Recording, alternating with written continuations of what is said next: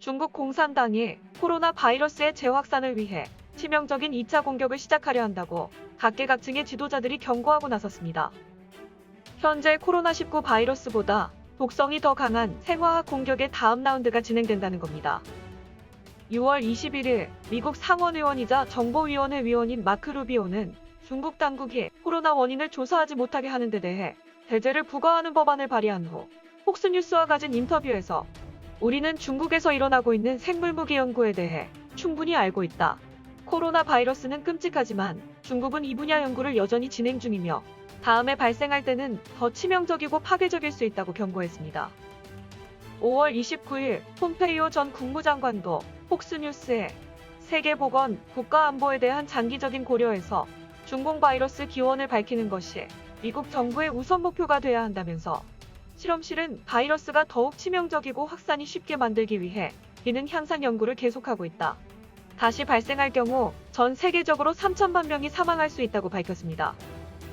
바이든 역시 6월 16일 나토 회의를 마친 후 가진 기자회견에서 중국은 코로나 바이러스 대유행을 조사하는데 동의하는 척하지만 실제로는 진실을 은폐하고 있다. 유럽연합, G7, 나토는 전 세계와 연합해 다음 대유행 발생에 대한 조기 감지와 대응을 위한 메커니즘을 구축하기 위해 협력하기로 했다고 했습니다. 그리고 어떤 정보를 알고 있는 듯 이것은 분명히 일어날 것이고 또 일어날 것이다라고 거듭 강조했습니다. It's going to happen. It's going to happen. And we need to do that. Thank you. 신중국연맹 창립자인 거원구이는 6월 20일 GTV 방송에서 이 부분에 대한 구체적인 사례까지 들었습니다. 중국 공산당은 다음에 더 치명적인 바이러스 생화학 무기 공격을 시작할 예정이다. 이 공격은 G7을 포함한 많은 국가의 수원과 중요한 자연환기 제어 구역을 목표로 삼을 것이다.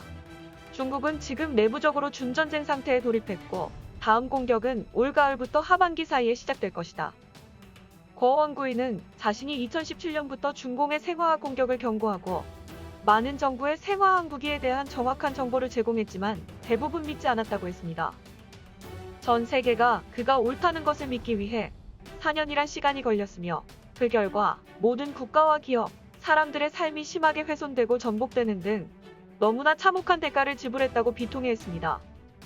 이처럼 각계 인사들은 중공의 더 치명적인 생화학 무기 공격에 2차 라운드가 올해 안에 다시 시작될 것이라고 예고하고 있습니다. 공화당의 랜드폴 상원의원은 파우치의 청문회에서 관련 정보를 공개했는데 우한 연구소가 기존보다 살상률이 훨씬 높은 슈퍼바이러스를 개발 중이라고 했습니다. 기존 코로나 바이러스는 1%의 살상률로 전 세계에서 350만 명의 생명을 앗아갔지만 새로운 바이러스는 살상률이 무려 15%인 슈퍼바이러스로 전파되면 최소 5천만 명이 사망하게 된다는 겁니다. 이와 함께 또 다른 충격적인 소식은 영국 데일리 메일이 최근 미국 국무부가 작성한 문건을 소개하며 지난 6년 동안 중국 과학자들이 코로나 바이러스를 포함한 생물학 유전적 무기를 연구한 내용을 공개했습니다. 유전 생물 무기로서의 새로운 종류의 인공 바이러스라는 제목의 문서에 따르면 중공은 2015년부터 사스 바이러스의 군사무기 잠재력을 연구하기 시작했습니다. 문서는 과거 두 번의 세계대전은 재래식 전쟁과 핵전쟁으로 종결됐지만 3차 세계대전은 생물학 전쟁이 될 것이라 주장했으며 이 또한 중공이 추진 중인 초안전에 포함된다는 겁니다. 또 일본에 투하된 2개의 원자폭탄을 언급하며 3차 세계대전은 생물 무기가 승리를 위한 핵심 무기가 될 것이라고 주장하며 생물학 무기를 방출해 최대 피해를 입히는 효과적인 방법도 설명했습니다. 강한 햇빛은 바이러스를 파괴할 수 있고 비난우는 에어로졸 입자에 영향을 미칠 수 있기 때문에 맑은 날에는 살포 공격을 해서는 안 된다고 설명합니다.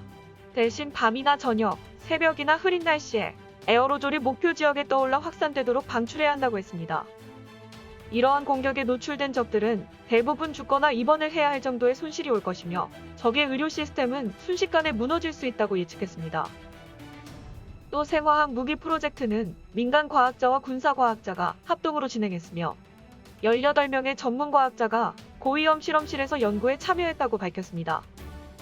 프로젝트의 책임자는 민간 부분에서는 박쥐 여인이란 별명을 가진 우한 연구소의 시정리 박사였으며 군사 부분에서는 연구소 고문이자 생물테러 전문가인 조우춘 육군대령이 맡았습니다.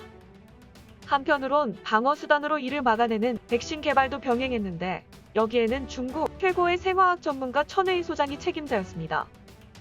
이 프로젝트 팀은 그동안 메타게노믹스 기술을 사용해 새로운 바이러스 발견과 기능 강화 연구를 통해 143개의 바이러스 질병을 제조했다고 합니다. 호주 전략정책연구소의 피터 제닝스 의사는 코로나 바이러스의 무기화에 대한 문서의 주장에 충분히 근거 있다면서 중국의 이러한 목적은 단계별로 진행 중에 있으며 이번 팬데믹도 그러한 전략에 포함됐던 것으로 본다고 밝혔습니다. 지금까지 미디어파이였습니다.